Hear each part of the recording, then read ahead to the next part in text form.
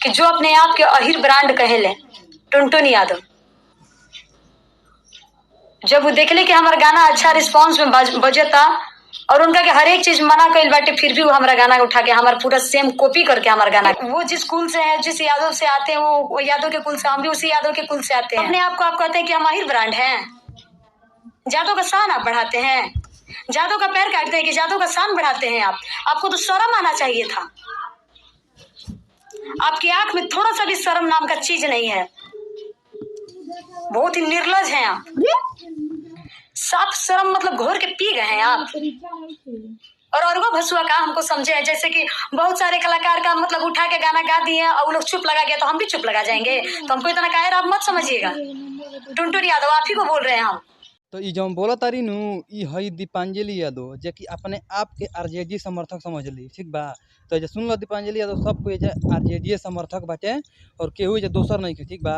जे कि आज से 10 महीना पहले टुनटुन यादव के गाना गइल रहन, हमार माने ई गाना गइल रही आरा पे, हमर सैया रंगबाज आरा जिला के। तो टुनटुन यादव गाना आई रहे सही रंगबाज जिला आरा के। तो ई कहत रही कि वो बहुत पहले माने टुनटुन बहुत बदनाम कर देले बड़ी, ठीक बा।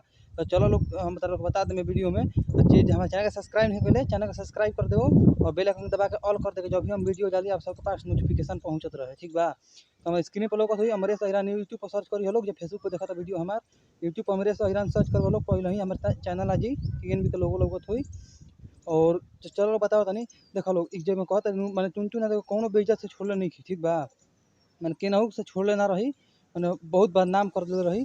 और उहे दीपांजलि यादव आज 10 महीना पहले ये सब कइले रही, बाकी फिर उहे दीपांजलि यादव परसों जाके टुनटुन यादव के गाना पर वीडियो एगो रील बनैले बाड़ी। तो सुनो लो भाई लोग, तू लोग जानत हो के सब लोग अलगे अलग बैठी बा ना। तो देखो जे बढ़ रहेला नु ओकरा फिर कबो छोटा आदमी गिरबे करेला, ठीक बा। माने हम दूसरा अंदाज में कहता तू लोग दूसरा मत समझिए लोग, हम दूसरा अंदाज में कहता नहीं।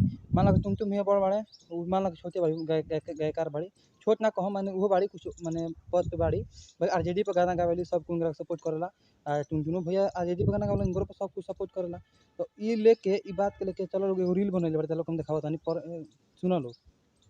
जियो साल से जान कौन बोली अपना परखंड में, कि जवन बोली कौन चल जाई झंड में, कि बाटे सबसे मुल्क में पहचान कौन बोली अपना परखंड में। तो सुन लो रील वाला वीडियो। तो इहे रील बनैले बाड़ी। तो सब लोग मैंने पूछा था हमरा से भैया भैया ये का होता कि पहले इहे दीपांजलि यादव रही कि टुनटुन भैया के एको इज्जत ना छोड़ले रही, अब का हो गल कि टुनटुन यादव के गाना पर रील बनावल लगी। तो हम बताओ तार लोग भाई देखो लोग हम बात को समझिए लोग, जे गलती करेला वो माफ़ी मांगेला, ठीक बा। हम बात को समझिए लोग, जे गलती करेला वो माफ़ी मांगेला। अब दीपांजलि यादव इतना समझ में आ गई कि ना टुनटुन यादव अपन आया तेरे गाना बनवा के गइले बाड़न, माने फलान गाना जैसे बने सब समझ गई रही। एक चलते टुनटुन यादव गाना पर रील बनैले बाड़ी, ठीक बा। और ओइमे कोनो बात नहीं है और तने बात बाटे। तो चलो जे हमारे चैनल के सब्सक्राइब नहीं है पहले हमारे चैनल के सब्सक्राइब कर दिया लोग। अमरेश अहिरान होते यूट्यूब पर सर्च करो लोग, जो फेसबुक वीडियो देखा थे। और ज़्यादा से ज़्यादा शेयर करो लोग वीडियो को ही, कैसे कि वीडियो बहुत पुराना वीडियो रहे कैसे कम न्यूज हमू देखनी है बहुत जल्दी है, ठीक बा। तो चलो जय हो भोजपुरी समाज, फिर अगला नेक्स्ट वीडियो में मिलत नहीं। जय हो भोजपुरी समाज।